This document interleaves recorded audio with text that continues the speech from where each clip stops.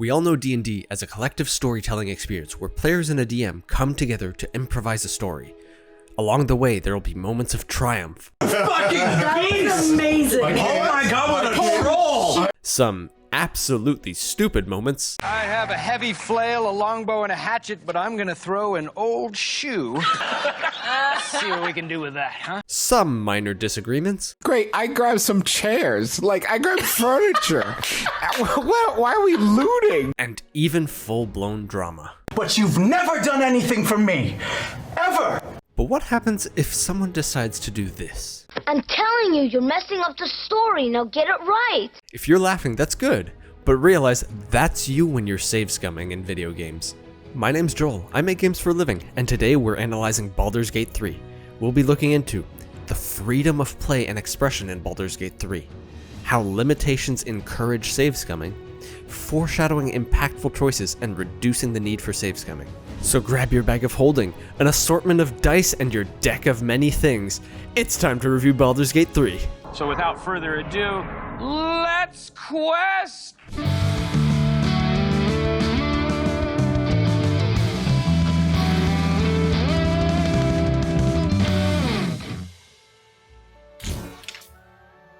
Granting players the freedom of expression in an RPG is a core part of the genre.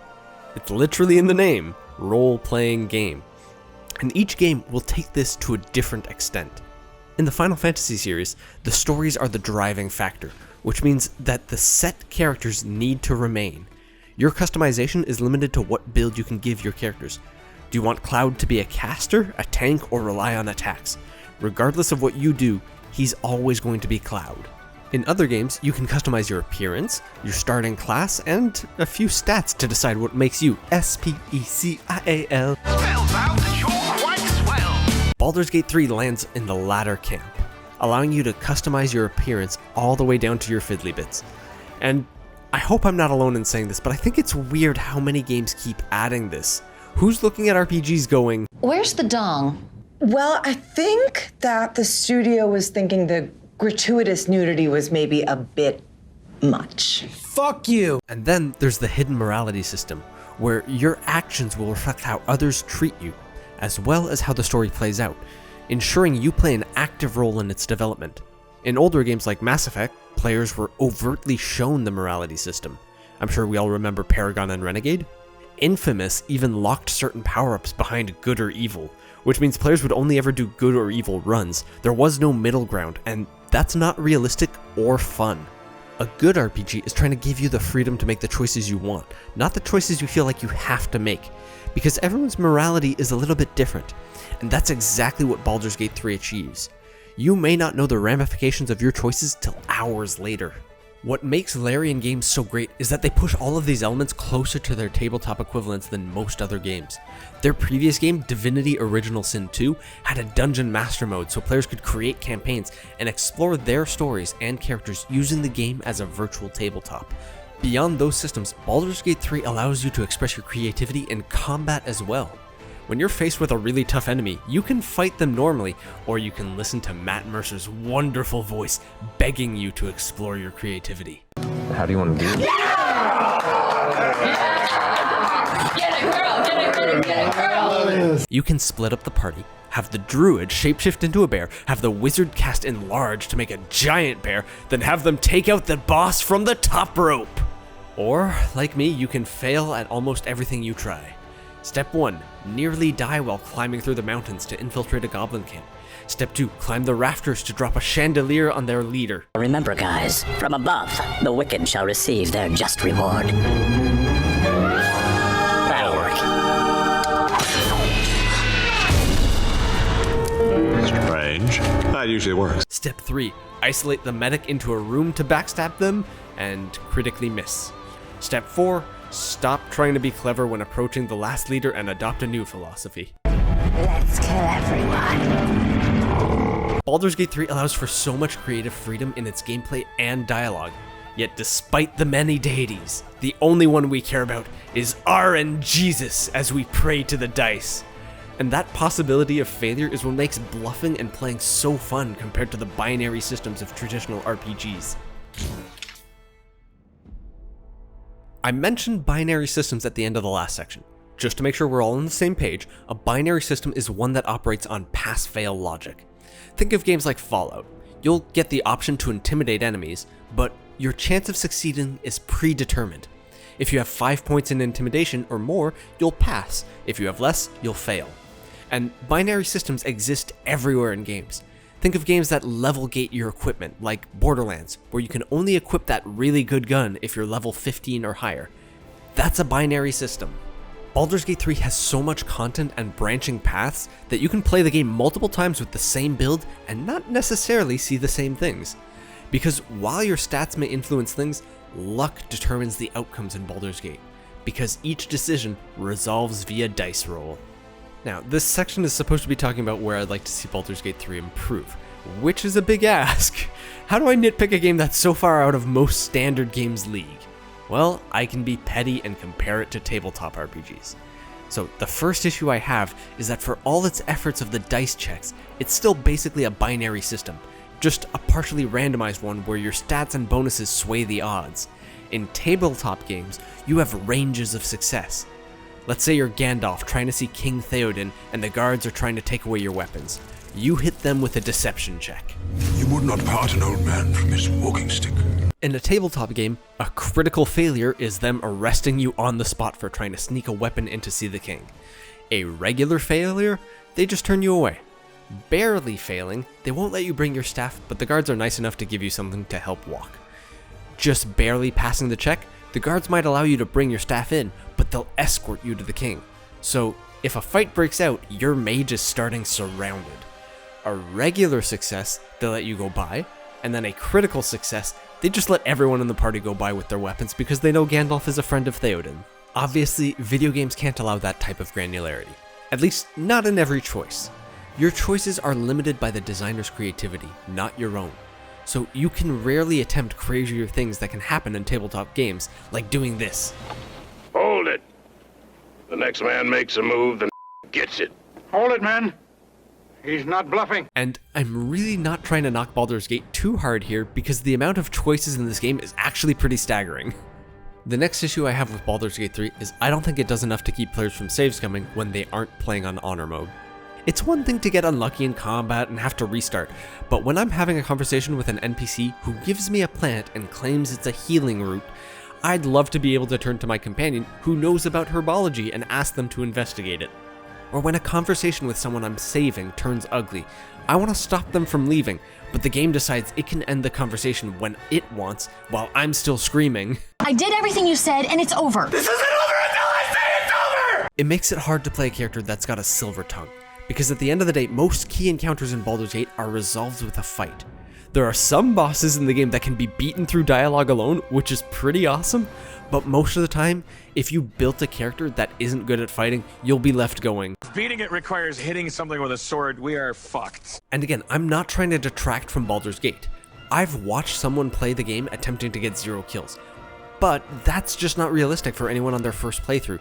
You'd have to constantly save scum if it was. Whereas in tabletop D&D, you can actually have a party where you all have fun with worthless fighters because the DM can adjust the experience to the table. We're kind of hoping that in the very final battle, humility will be the weapon that defeats some kind of narcissistic dragon. It's like we fit our self-loathing into an integrity-shaped hole or something. The thing with save scumming is that if a player really wants to do it, there's not much designers can do to stop them. If they fail a deception check and decide to go, I reject your reality and substitute my own, then we kinda have to let them do it. I did my best to avoid this kind of playing, but I understand why some people might do it. If a player just doesn't have that much time to invest in the game, they might resort to save scumming. And I get this. As much as I'd love to play through 5 more times, I haven't even finished my first playthrough. If someone really wants to romance Karlach or they want to help keep the tieflings safe, they're probably going to reload choices that don't lead them towards that outcome. The good thing about these kinds of choices is that there's rarely a single check or event which determines how the game will play out. So let's consider the other reasons players would save scum and work towards solutions that can fix those. The first reason I usually want to reload a save is because some conversations can only happen once, and they'll often happen when you're not expecting them. As I mentioned in the bad section, I can't get my other party members involved in the discussion. If I accidentally start a conversation with a charlatan claiming to be a priest of a certain religion, but I didn't initiate the conversation with my cleric, I'm shit out of luck. So I'd start by adding this new UI. It would allow players to swap the active speaker, and the icons would light up for anyone with unique dialogue options or insight. This way, when an interesting choice comes up that might mutilate my character, I can make one of the party members I don't care about do it. Or I can at least rely on their insight so that their proficiencies aren't a complete waste. It feels more like D&D to do it this way anyway, since anyone who's sat at a table knows a lot of players are constantly waiting to jump into a conversation. My next gripe I'd look to fix in the game is that given its length and breadth of content, and my limited time to play it, I often feel like I'm missing out on key moments of the characters. In tabletop games and even in other RPGs like Final Fantasy, I feel like exploring their backstories is among the main draws. So when I track down a Githyanki Kresh and Lae'zel isn't in my party, I feel like the game should jump in and have her asked to join, as it's a key moment to her story. Players can always refuse, but having her stand nearby similar to Elika, overlooking the Githyanki, could be a good reminder that you should bring her along for this quest. I chose this example because it's an extremely telegraphed moment that's relevant to her story, but there are so many other meaningful conversations to characters that can sneak up on you. Maybe that's just me. Every character in the game just seems so well written, I want to explore all of their stories, and it makes me sad to know a single playthrough isn't enough time to do them justice. I'm hoping for their next game, Larian Studio helps me out by at least letting me experience the cliff notes of what each character has to offer without having to resort to watching spoilers and videos on YouTube.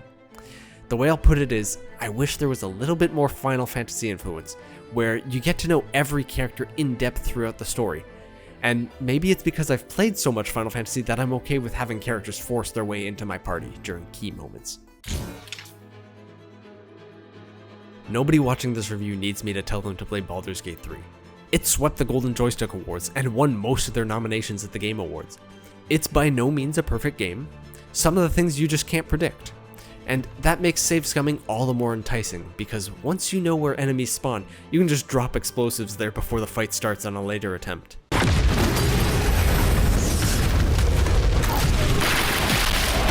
Really, all I'm hoping to do in this review is convince a few people to play without save scumming, or to try tabletop D&D, either with friends or by visiting a local card shop, because it's the moments when you fail that become the most memorable. Like rolling a nat 1 on a stealth check. I am bringing hay to the horses. Only to turn around and save it with a nat 20 on deception. The hay is glowing. Yeah, it is. So? Nothing. It's pretty neat. Thanks, man. Hay's the best. So I hope you learned at least a little something watching this episode. And if you're an aspiring designer, seriously, go play D&D, or at least watch some Critical Role and watch Matt Mercer do it. There's a lot you can learn from being a DM. You're guiding players in a world you created, which is hard to do. Your imagination is a muscle. You have to work it to get better. While we all have aspirations of being Matt Mercer on our first session, it takes a lot of time to get good at transporting players. In a world of pure imagination. Your first attempt will probably look closer to this. Imagination.